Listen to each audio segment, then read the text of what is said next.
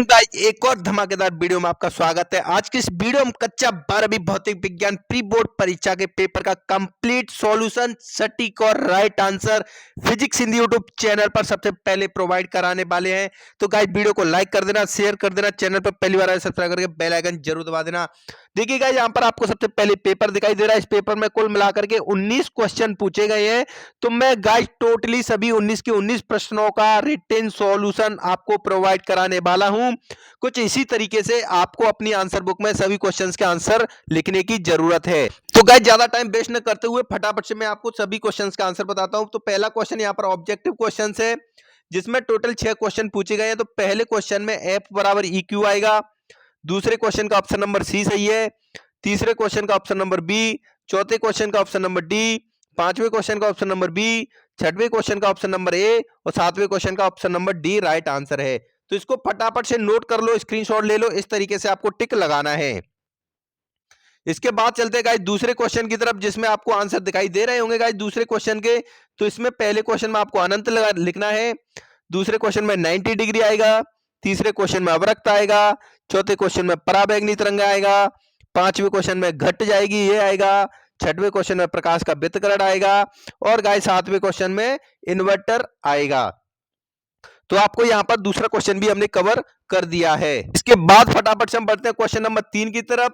तो देखिए guys question number 3 के आंसर आपको स्क्रीन पर दिखाई दे रहे होंगे। तो पहले क्वेश्चन में क्या आएगा, N/C आएगा। दूसरे क्वेश्चन में 9 गुना, तीसरे क्वेश्चन में हेनरी, चौथे क्वेश्चन में अन्योन्य प्रेरण का सिद्धांत, पांचवें क्वेश्चन में अवरक्त, छठवें क्वेश्चन में जब वस्तु उत्तल लेंस के F1 और केंद्र 0 के बीच स्थित होती है ये आएगा और सातवें क्वेश्चन में आएगा 3 इलेक्ट्रॉन वोल्ट से 1.8 इलेक्ट्रॉन वोल्ट। तो गाइस यहां तक 3 क्वेश्चन कवर कर दिए हैं।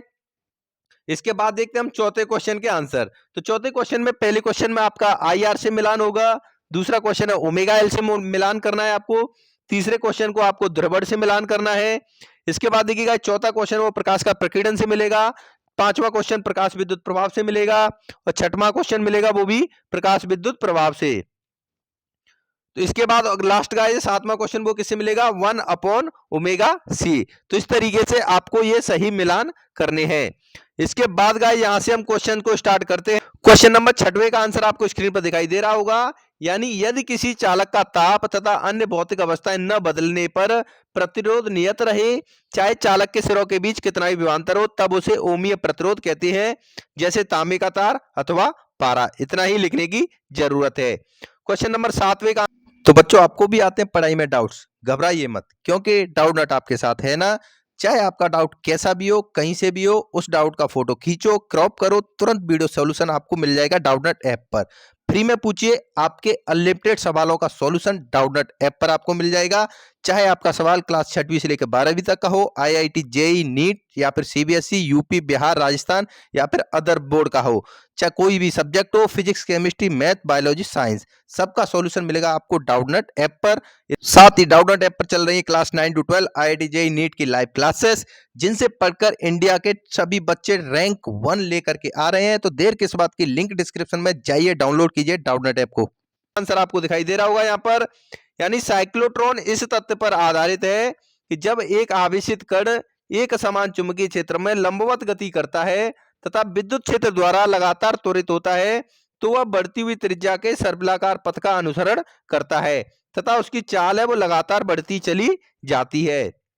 यह साइक्लोट्रॉन का सिद्धांत है। इसके बाद हम गाइस क्वेश्चन नंबर 8 की बात करेंगे। तो क्वेश्चन नंबर 8 में आप देख सकते हो यहाँ पर इसका आंसर कुछ इस तरीके से होगा, क्योंकि प्रत्यावर्ती धारा को आसानी से निम्न तथा उच्च वोल्टता में परिवर्तित किया जा सकता है तथा ऊष्मा हानि को कम किया जा सकता है। तो बचा कुछ आंसर आप यहां से स्क्रीनशॉट ले लीजिए। इस तरीके से हम क्वेश्चन नंबर 9 की तरफ बढ़ते हैं। गाइस कंप्लीट 19 के 19 क्वेश्चंस का सॉल्यूशन आपको इस वीडियो में देखने को मिलेगा। अगर आपको इसकी PDF फाइल डाउनलोड करनी है तो इसके लिए आपको गूगल पर सर्च करना पड़ेगा physicshindy.com। इस वेबसाइट पर जाओगे तो सभी पेपर की आपको PDF इजीली मिल जाएगी। तो 9वें क्वेश्चन में क्या पूछा गया है, व्यतिकरण का उदाहरण लिखिए। तो देखिएगा इसका आंसर आपको स्क्रीन पर दिखाई दे रहा होगा। प्रकाश का व्यतिकरण, जब समान आवृत्ति की दो प्रकाश तरंगें किसी माध्यम में एक ही दिशा में गमन करती हैं तो उनके अध्यारोपण के फलस्वरूप प्रकाश तीव्रता में परिवर्तन हो जाता है। इस घटना को हम प्रकाश का व्यतिकरण कहते हैं। क्वेश्चन नंबर 10वां आप देख लीजिए यहाँ पर, यानी प्रिज्म के द्वारा प्रकाश का अपवर्तन। जब प्रकाश की किरण हवा से कांच के प्रिज्म में प्रवेश करता है तो अभिलंब की तरफ झुक जाती है। पुनः जब ये प्रकाश की किरण प्रिज्म से बाहर हवा में निकलती है तो अभिलंब से दूर झुक जाती है। तो आपको इतना लिखने की जरूरत है। इसके बाद हम बढ़ते हैं क्वेश्चन नंबर 11 की तरफ गाइज। तो देखिए यहाँ पर 11वें क्वेश्चन में क्या पूछा गया है, यानी प्रकाश विद्युत सेल के एनोड पर आरोपित वह ऋणात्मक विभव जिस पर प्रकाश विद्युत धारा शून्य होती है निरोधी विभव कहलाता है। तो गाइस ये question very very most important question है। इस क्वेश्चन के फाइनल परीक्षा में भी आने की उम्मीद बहुत ज्यादा है।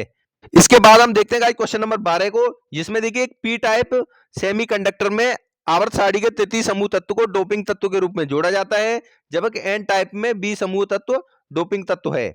सेकंड पॉइंट क्या है, यानी एल्यूमिनियम, गैलीनियम और इंडियम को पी टाइप सेमीकंडक्टर में जोड़ा जाता है, जबकि एन टाइप सेमीकंडक्टर में पेंटावेलेंट अशुद्धता जैसे आर्सेनिक, एंटीमनी, फास्फोरस, बिस्मिथ आदि को मिलाया जाता है। तो इसका स्क्रीनशॉट ले लीजिए फटाफट से।